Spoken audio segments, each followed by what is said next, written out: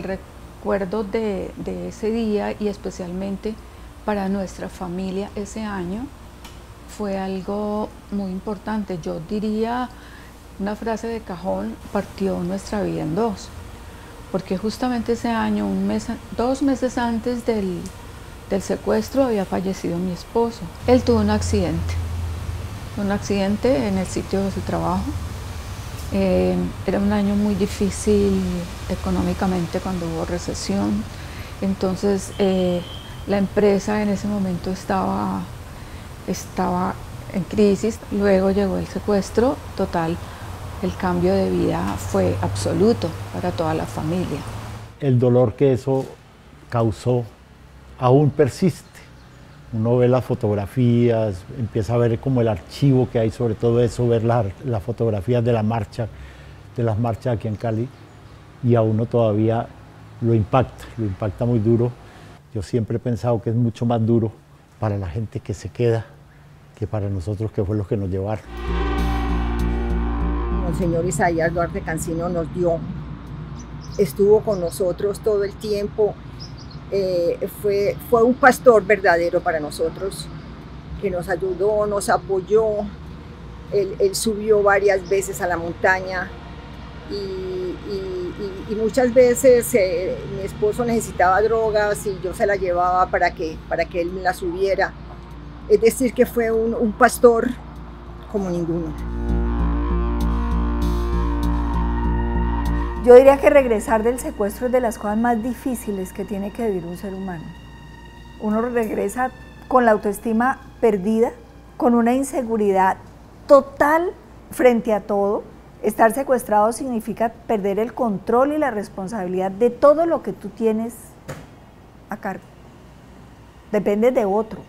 Y cuando uno vuelve, y yo volví antes que mi esposo, yo volví y me entregaron la casa, los hijos, todo, asuma la responsabilidad de todo. Y era un miedo, a mí me da miedo sacar el carro del garaje, volver a manejar me dio mucho miedo.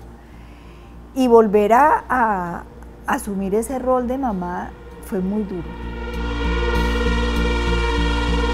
Yo tengo una anécdota con Monseñor Isaías, muy linda, que él siempre era muy familiar con todos.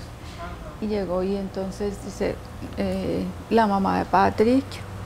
Y entonces yo le dije: ay, Monseñor, usted también. Pastor, y yo, mire, yo siempre fui la hija de Pedro, la hermana de Héctor, la esposa de Julio, y ahora soy la mamá de Patrick. Yo me llamo Cecilia Ruiz. Muerto de la risa, lo más lindo. Después, cada que me veía, me decía: Cecilia Ruiz, la mamá de Patrick. Era súper especial, Monseñor. Para matar tiempo, irse al chorrito de agua que teníamos. Habíamos hecho un charquito ahí, metíamos los pies dentro del charco y nos quedábamos horas ahí charlando. Había como rutinas por la mañana, temprano siempre prendíamos el radiocito como para oír las noticias del día y oír los mensajes, como se había organizado por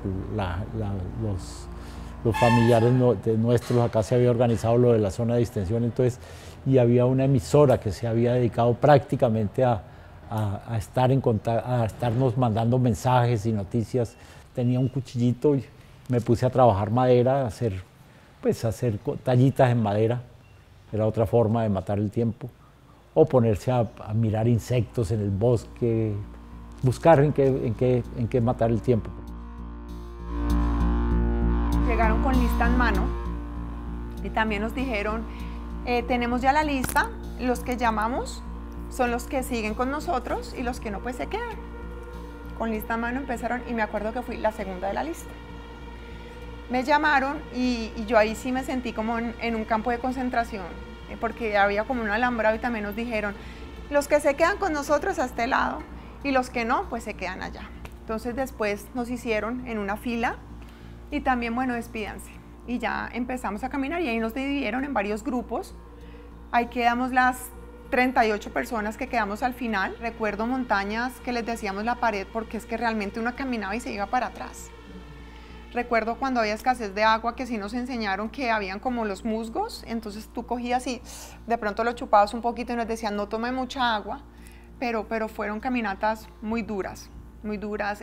También recuerdo, pasábamos y eran hormigas que te llenaban, pero eran millones y millones de hormigas, entonces tú quitándote las hormigas, o el tema de las culebras, que uno no está acostumbrado, entonces veías una culebra, no, pase con cuidado. Todas esas cosas fueron muy duras.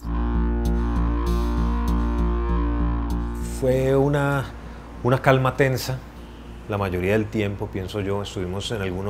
Estábamos caminando mucho, caminamos muchísimo, caminatas de 10, 12 horas diarias, y en algunos momentos nos establecíamos en algunas casas, fueran de campesinos o en un cambuche en el que estuvimos mucho más tiempo, y todos los días eran exactamente iguales. Aparte de la lluvia y las caminatas, todos los días eran iguales.